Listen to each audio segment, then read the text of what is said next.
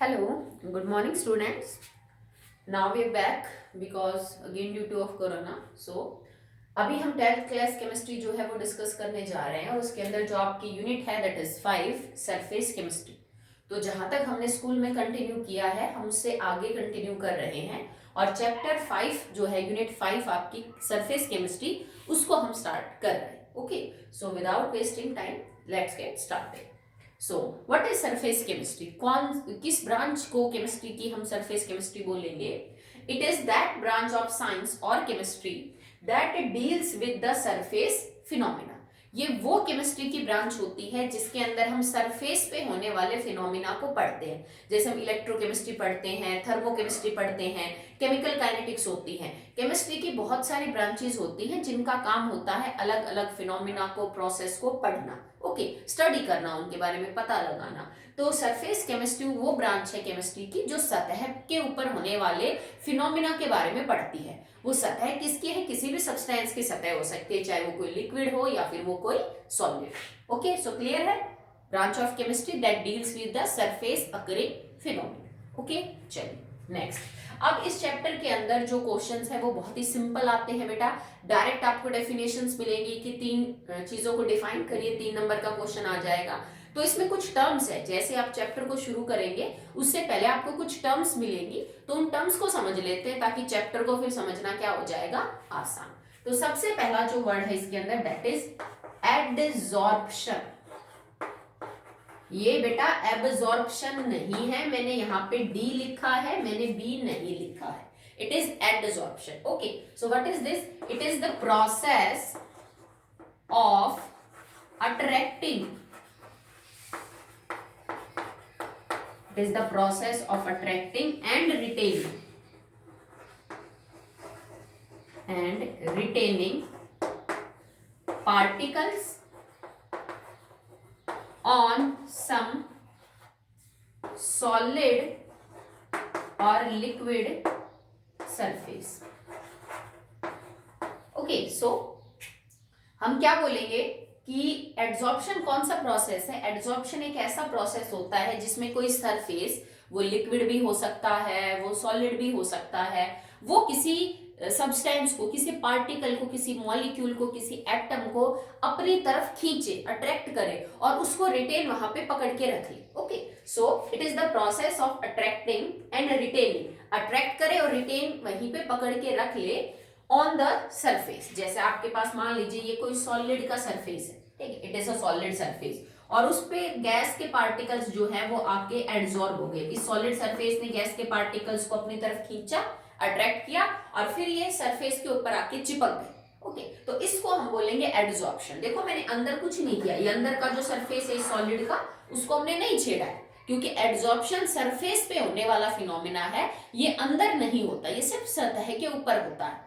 जैसे आप अक्सर जब भी स्कूल में जाते हो तो सुबह सुबह आप अपने बेंचेस को साफ करते हो, ठीक है, क्योंकि डस्ट उसके ऊपर एड्सॉर्ब होती है। ऐसा तो नहीं होता ना कि लकड़ी के अंदर पेनिट्रेट करके डस्ट, जैसे आप कपड़ा मारते हो धूल हट जाती है, तो धूल इसी तरह से एड्सॉर्प्शन होता है कि लकड़ी के सरफेस के ऊपर मिट्टी एड्सॉर्ब हो गई, बस सरफेस पे और कुछ भी नहीं, ठीक है। तो ये पार्टिकल्स अगर इस सॉलिड के ऊपर एड्सॉर्ब हो रहे हैं, ठीक है, तो ये जो पूरा प्रोसेस है ना इसको हम बेटा एड्सॉर्प्शन बोल देते हैं, attraction and retaining of the particles on the solid surface, ठीक है। If your surface is metal, अगर आपका जो सरफेस है वो कोई मेटल है और उसके ऊपर कोई गैस एड्सॉर्ब हो रही है, ठीक है, एड्सॉर्प्शन तो बहुत बड़ा जो है वो टर्म होगी, किसी भी सब्सटेंस के ऊपर कोई भी चीज आके चिपक सकती है, पर स्पेशली अगर कोई मेटल सरफेस ही है और उस मेटल सरफेस पे कोई गैस ही आके चिपक रहा है, रिटेन हो रहा है, तो यहाँ पे एक अलग से वर्ड दिया जाता है, it is occlusion. Okay, so पूछ लेते हैं एक नंबर में कई बार what is occlusion. So occlusion is the process in which metal adsorbs या metal attract and retain the gas particle. अगर मेटल की सतह के ऊपर कोई गैस पार्टिकल आके चिपक जाए तो उस प्रोसेस को हम क्या बोल देते हैं? Occlusion. Okay, so now next verb is desorption. What is desorption? It is reverse of adsorption.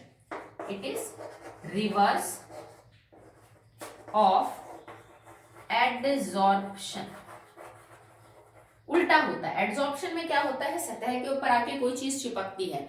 Desorption का मतलब है कि ऑलरेडी एब्जॉर्प्शन हो चुका है और आपने बाहर से कुछ ऐसा किया, कोई एक्सटर्नल एजेंसी, कुछ एक्सटर्नल फोर्स अप्लाई किया कि ये जो पार्टिकल चिपक रहे थे ना, ये वहां से चले गए और आपका जो सरफेस है वो पहले जैसा बेयर हो गया, बिल्कुल खाली हो गया। तो उल्टा प्रोसेस किया हमने, जो चीज एब्जॉर्ब हो चुकी थी उसको हमने दूर कर दिया, वो पार्टिकल अलग हो गए और वो सरफेस अलग हो गया। तो इस प्रोसेस को हम बोलेंगे दैट इज डिसॉर्प्शन। ओके, सो अभी तक बेटा हमने क्या सीखा है, हमने 2-3 टर्म सीखी हैं कि एड्सॉर्प्शन क्या होता है, डिसॉर्प्शन क्या होता है, उसके बाद एक्लूजन हम किसको बोलेंगे, और ये तीनों ही इंपॉर्टेंट है। कई बार आपसे डेफिनेशंस जो है उनकी पूछी जा सकती हैं। अगर आप प्रीवियस ईयर क्वेश्चन पेपर्स उठा के देखोगे सीबीएसई के, तो इस चैप्टर में से बहुत ही सिंपल डायरेक्ट क्वेश्चन आते हैं। चाहे वो बोर्ड एग्जाम की बात हो, अगर मैं कॉम्पिटिटिव की बात करूं तो भी इसमें बहुत ही सिंपल क्वेश्चन आएंगे। जस्ट आपको चीजों को समझना है और उनको याद करना है। Okay, so the next terms are adsorbent. Adsorbent किसको बोलेंगे, सरफेस जिसके ऊपर एडसॉर्प्शन होता है। ठीक है, the surface on which adsorption takes place। भाई एक तो हम सरफेस बोल रहे हैं और एक हम पार्टिकल्स को बोल रहे हैं जो आके एडसॉर्ब होंगे, चिपकेंगे। तो वो सतह है जिसके ऊपर कोई पार्टिकल आके एडसॉर्ब हो रहा है, उस सरफेस को बोला जाता है एडसॉर्बेंट, जिस पर एडसॉर्प्शन हो रहा है। समझ रहे हो आप? ठीक है, आप इसको याद कर सकते हो, जिस पर एडसॉर्प्शन होगा उस सतह को आप बोलेंगे एडसॉर्बेंट। यूजुअली इट इज सॉलिड और लिक्विड, या तो ये सॉलिड होगा या फिर ये क्या होगा, लिक्विड होगा। अगला है एडसॉर्बेट, सब्सटेंस दैट इज एडसॉर्ब।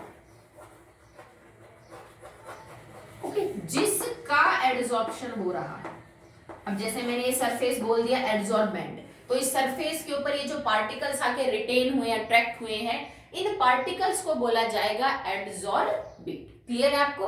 एडसॉर्बेट जिसका एडसॉर्प्शन होता है, एडसॉर्बेंट वो सरफेस जिसके ऊपर एडसॉर्प्शन होता है। ओके, अब हम डे टू डे लाइफ के अंदर, केमिस्ट्री के अंदर कई सारे ऐसे प्रोसेस है बेटा जिनको हम देखते हैं, जो कंफर्म करते हैं कि एडसॉर्प्शन हो रहा है। मतलब उन प्रोसेस के होने से आप ये पता कर सकते हो that actually adsorption is taking place. ठीक है, फॉर एग्जांपल आपने सिलिका जेल जो है, सिलिका जेल रखा, ठीक है, आपने कंटेनर के अंदर सिलिका जेल को रखा और उसमें से आपने जो मॉइस्ट एयर है, जिस हवा में नमी है, उसको पास किया। ठीक है, मान लीजिए कंटेनर है आपके पास जिसके अंदर आपने कटोरी के अंदर सिलिका जेल रखा हुआ है। ठीक है, और उसके अंदर से आप जो है वो मॉइस्ट एयर पास कर रहे हैं। तो सिलिका जो जेल है वो वाटर मॉलिक्यूल्स को अपने ऊपर एडसॉर्ब कर लेती है। ठीक है, सिलिका जेल हमने पढ़ा है इनके अंदर कि सिलिका जेल की प्रॉपर्टी होती है कि it can absorb water molecule, it is not absorbing water molecules. Absorb का मतलब होता है अंदर तक उस चीज को सोख लेना अपने अंदर, लेकिन सिलिका जेल सिर्फ पानी के जो मॉलिक्यूल्स हैं, हवा में जो नमी थी उसमें से क्या कर लेगा, उसको एब्जॉर्ब कर लेगा। और ये चीज आप पता कर सकते हो, कैसे पता करोगे भाई, कि जो हवा आपने डाली थी मॉइस्ट, आप उसका जैसे मास मेजर कर लीजिए। ठीक है, और उसके बाद जब आप कुछ टाइम तक ऐसा रख देंगे कंटेनर में, तो उसके बाद जो हवा है आप उसका मास मेजर कर सकते हैं। तो क्योंकि कुछ वाटर के मॉलिक्यूल सिलिका जेल ने एब्जॉर्ब कर लिए, तो हवा का वजन घट जाएगा। और या फिर आप सिलिका जेल का मेजर कर लीजिए, वो that will be more easy, कि आपने मान लीजिए यहाँ पे 2 ग्राम सिलिका जेल रखा 2 घंटे के लिए एक मॉइस्ट एयर के कांटेक्ट में, और उसके बाद आप इस सिलिका जेल का वेट मेजर करिए तो आपको 2 ग्राम से ज्यादा ही मिलेगा। क्यों? क्योंकि कुछ जो वाटर मॉलिक्यूल्स है वो इसने एब्जॉर्ब किए हैं। तो अब वाटर मॉलिक्यूल्स भी अपना मास जो है वो क्या करेंगे बेटा, कंट्रीब्यूट करेंगे। ठीक है, कुछ डाइज होती हैं, आप कपड़ों के ऊपर डाई करवाते हैं, बालों को डाई करवाते हैं, तो उनके ऊपर भी जो कलर है वो क्या हो जाते हैं, एब्जॉर्ब हो जाते हैं। एक और एक्सपेरिमेंट है, जैसे रॉ शुगर है, रॉ शुगर का मतलब कच्ची चीनी।